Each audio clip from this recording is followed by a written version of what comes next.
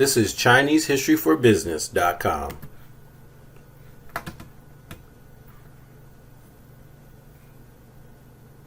A training course created by Dr. John Aiden, PhD, and Richard Tong. The Yuan Dynasty, Part 1, from AD 1271 to AD 1368. The Yuan Dynasty lasted 97 years. Here is a map of the extent of the Yuan Dynasty in 1294. The empire or ruling dynasty of Mongolia established by Kublai Khan, leader of the Mongolian Borjigin clan. The dynasty was established by Kublai Khan, yet he placed his grandfather Genghis Khan on the imperial records as the official founder of the dynasty, as Taizu. In 1271, Kublai Khan imposed the name Great Yuan. Yuan is sometimes known as the Empire of the Great Khan or Khanate of the Great Khan. A bit of background. Genghis Khan united the Mongol and Turkic tribes of the steppes of Central Eurasia and became Great Khan in 1206. He and his successors expanded the Mongol Empire across Asia. Under the reign of Genghis's third son, Ogedei Khan, the Mongols destroyed the weakened Jin dynasty in 1234, conquering most of northern China. Mongol Khan succeeded Ogedei's son Guyuk as Great Khan in 1251. He granted his brother Kublai control over Mongol-held territories in China. Kublai depended on the cooperation of his Chinese subjects to ensure that his army received ample resources.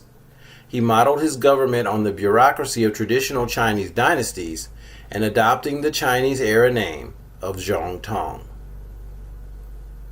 Rule of Kublai Khan, the early years.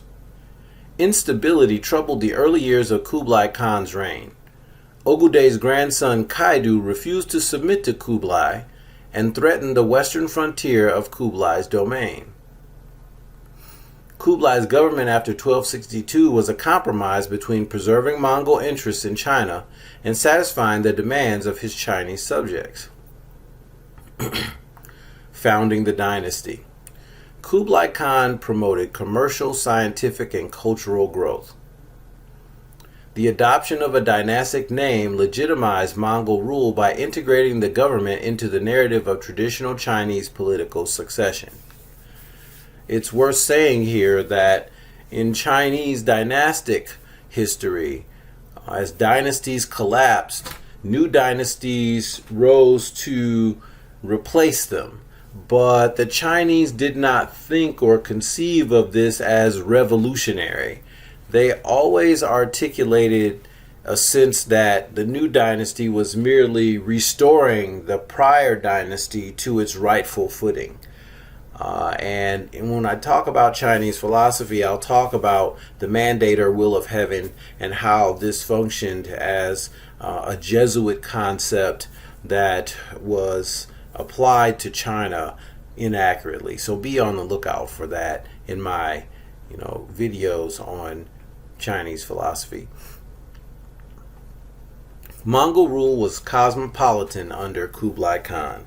He welcomed foreign visitors to his court, such as the Venetian merchant Marco Polo, who wrote the most influential European account of Yuan China. There is an amazing Netflix series, Marco Polo, that really gives a visual and artistic and cultural sense of the Yuan dynasty, with Kublai Khan being played by Benedict Wong. It's really a powerful performance.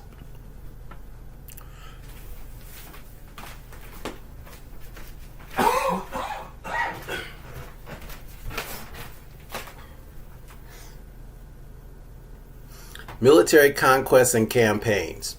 After strengthening his government in northern China, Kublai pursued an expansionist policy in line with the tradition of Mongol and Chinese imperialism. Traditionally, the Chinese saw themselves as the center of the universe and the known world, and they expected all nations and peoples to come to the emperor and pay tribute. The conquest of the Sung dynasty reunited northern and southern China for the first time in 300 years. And it took a particular feat of military prowess to accomplish this. In the process of the Mongols' invasion of China proper, many Han Chinese were enslaved by Mongol rulers. The Yuan dynasty created a Han army out of defected Jin dynasty troops and an army of defected Sung dynasty troops called the newly submitted army. Kublai's government faced financial difficulties after 1279, however. Wars and construction projects had drained the Mongol treasury. Efforts to raise and collect tax revenues were plagued by corruption and political scandals.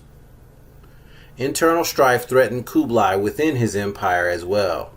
Kublai Khan suppressed rebellions challenging his rule in Tibet and the northeast. Successors after Kublai: Temur Khan. Xinjin's third son, with the support of his mother Kokijin and the minister Bayan, succeeded the throne and ruled as Temur Khan, or Emperor Chengzong, from 1294 to 1307. Temur Khan decided to maintain and continue much of the work begun by his grandfather. However, the corruption in the Yuan dynasty began during the reign of Temur Khan, as best scholars can determine. This has been Chinese History for Business, a training course created by Dr. John Aiden, PhD, and Richard Tong. See you in the next video where we talk more about the Yuan or Mongol dynasty.